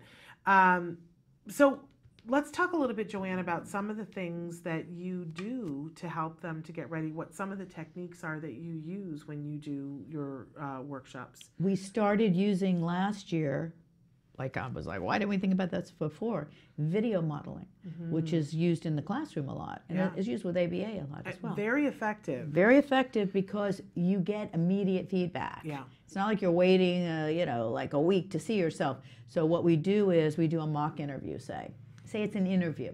right? And I'll be the interviewer and they'll be the interviewee. And they come in, you know, this is kind of further along in the program because they already have their resume built. Right. And we've already been talking about interview skill sets. Right. So they come in and they give their resume and I begin with the interview process. And then we don't do too long, maybe 4 to 5 minutes. Right, so we do each candidate, and we typically have 10 candidates. So then we come right back in, we plug that into the overhead, because everything is technology driven. We have overhead projection. They all have Chromebooks. They're all working with Chromebooks. And we shoot on the Chromebook. Right. Bring it back in, hook the Chromebook up, and then we go one by one. And as a table, we start with the first one, and after the 5-minute session, then we start with positive behavior support. Right. What were some great things that we saw in that interview? And people, I mean, these kids, well, they know what, you know, they get it now. They're like, he was looking at the interviewer. Look at that. He wasn't fidgeting. Right. He answered the questions and stopped at the right point, you know. Right. Then we say, great. What do you think were some challenges? Right. And people, you know, these kids are savvy to it. When they see themselves and they see others, it's a healthy critique. Yeah. Well, you know, he kept going like this, you know, or something. You know, right. So the next time we want to remember, and we make a note that we prep with. Remember that you don't want to get that nervous thing going on, or you know, this kind of thing. Right.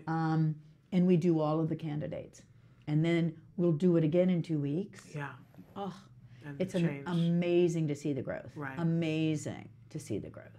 It's amazing. It's a wonderful thing. And so 2 different things to be thinking about here.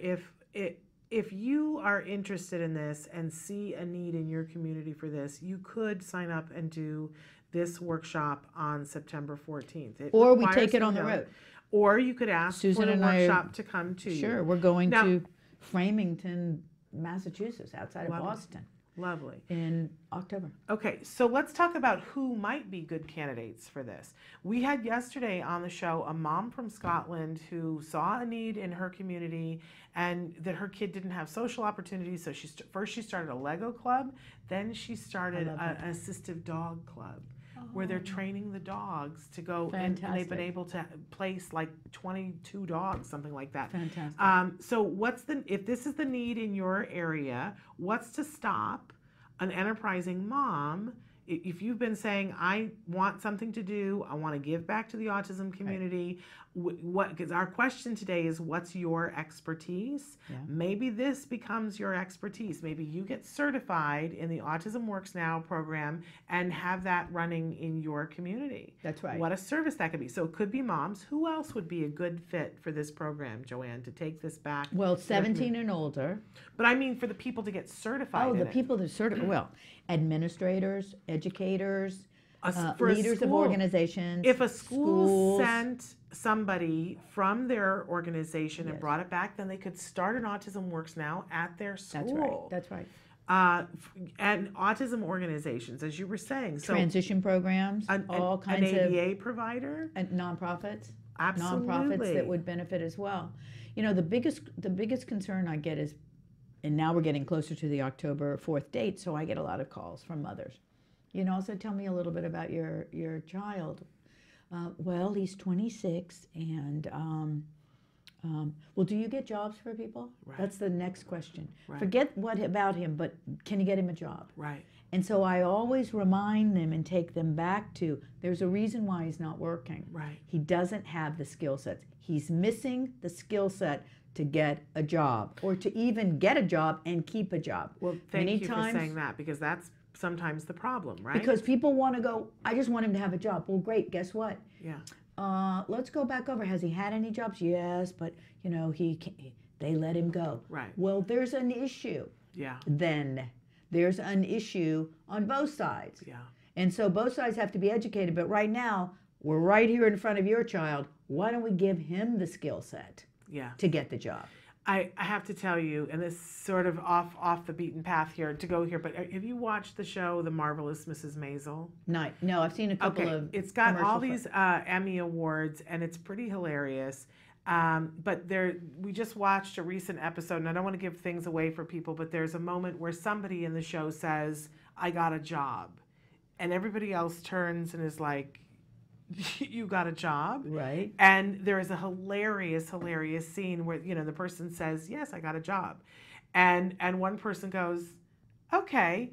And then he pops his head back in and he's like, you have to go even if it's raining, right?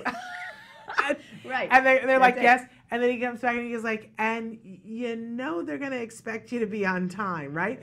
And it's all these different things where you see that it has not occurred to them to prepare this person for a job ever. Yeah. And I, laughed myself sideways because all the things that he kept coming in and saying, because people who understand the rules around working a job get these. Now, it isn't just people who aren't on the autism spectrum who don't get the rules. I see that around me all the time. There are a lot of young people who are not prepared to work a job. That's right. But, and I know, because there are already people who have said, oh, can I send a child who's not on the spectrum to get a job from you? Because it's difficult. Sure. And you give them everything from the kinds of things like, even if it's raining, you still have to go.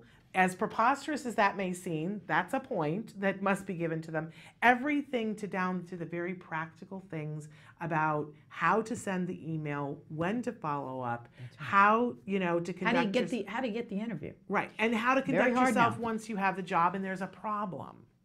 Exactly. Who do you go to? Right. We also address the ADA, Americans with Disabilities Act, and Yes.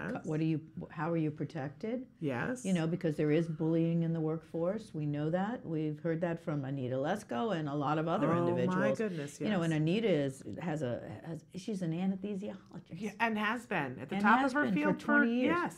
Yeah, And is bullied still on is bullied. on a daily basis. Yeah, so you just have to, I'm always like, Anita, let me at him.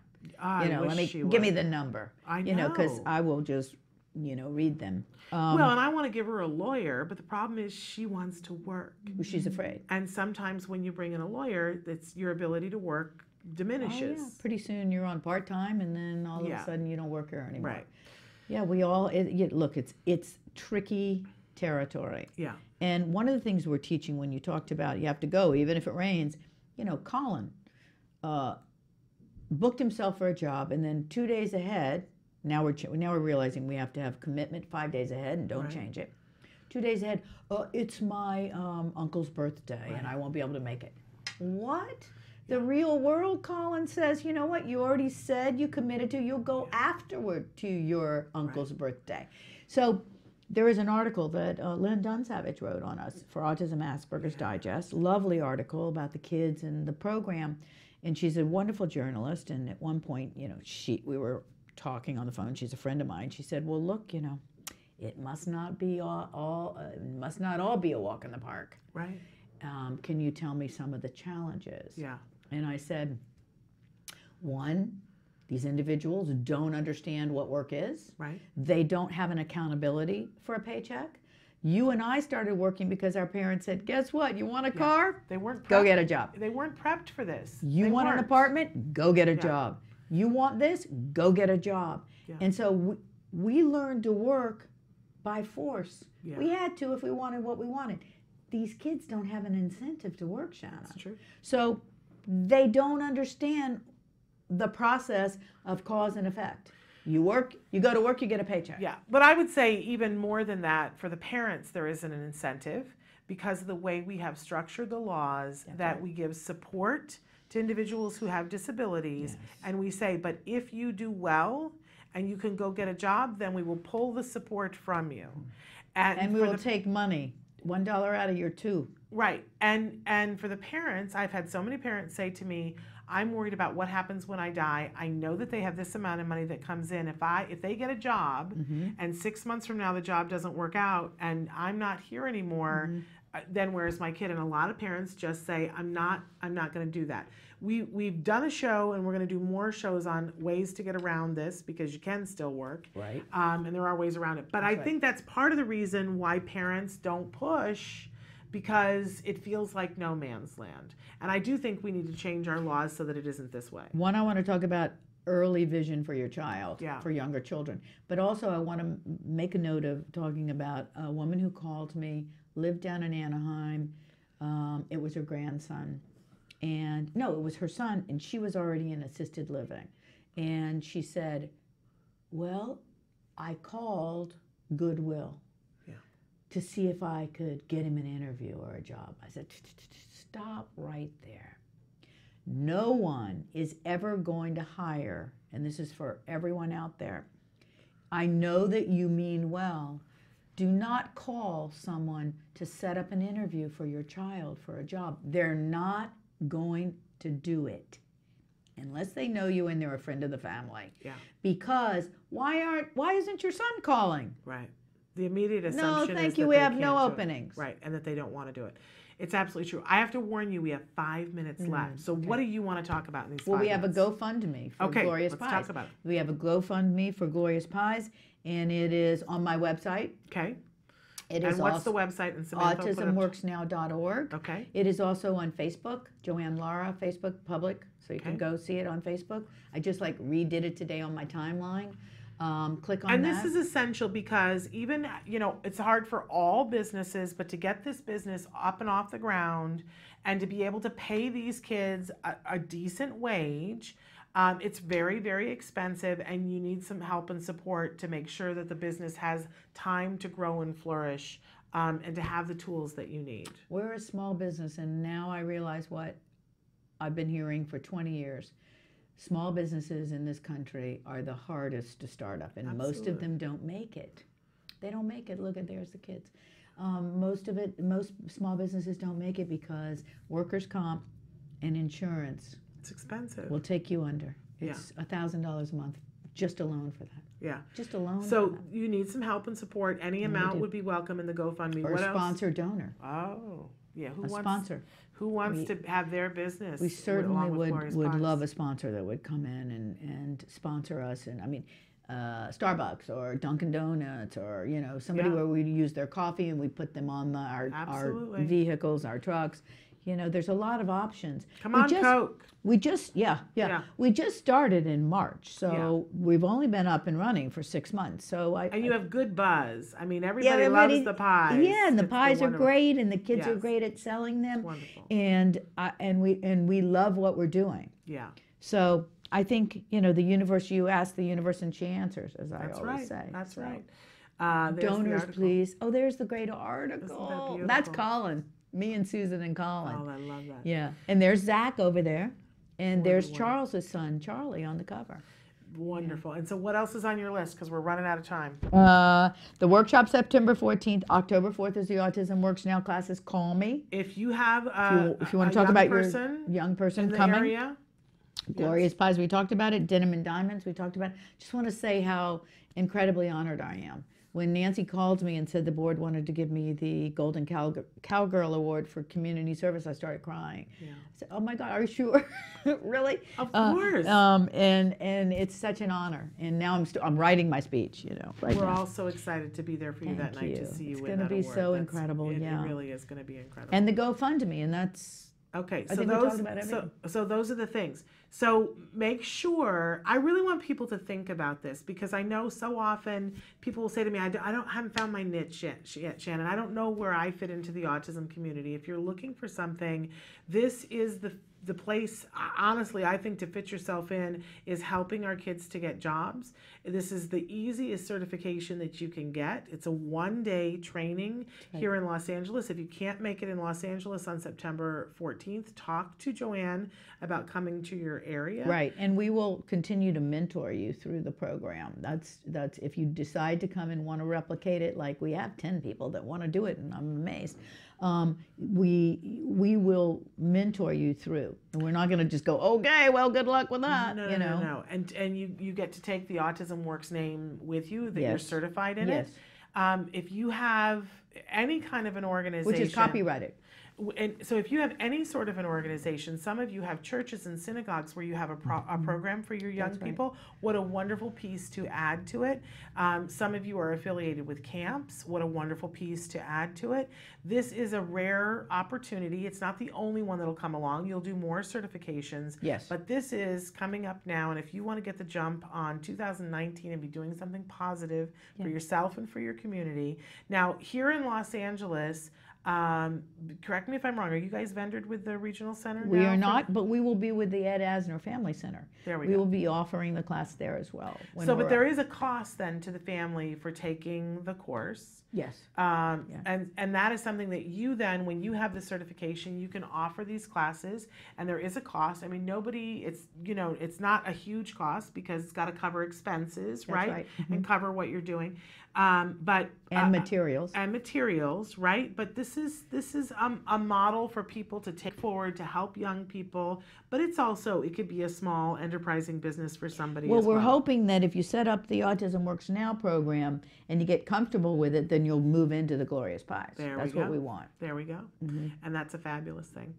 All right, we're just about out of time. I want to thank you, and I want to take just a second here to remind everybody that it's for a lot of us here in the United States, it's a 3-day weekend. That's right. For some of you, that might mean an interruption in services, although check and see. A lot of ABA providers are now offering incentives for therapists to do more hours over the weekend because they know it's a hardship for families. If you are taking downtime, I hope that you will take a minute to stop and smell the roses, to re-up, because now we go into the last phase of the year, right? And That's a right. lot happens in this last phase of the year. It's always good to evaluate, take a moment and go, last year on Labor Day we were here and now we're here. That's and if right. you see any improvement at all, that's something to hold on to help propel you through the rest of the year. We're out of time, but I will see you back here next Wednesday. Until then, and thank you, Joanne, so much. Thank you. Always. But I will see you back here next Wednesday. Until then, give your kiddos a hug from me and one for you too. Bye-bye for now.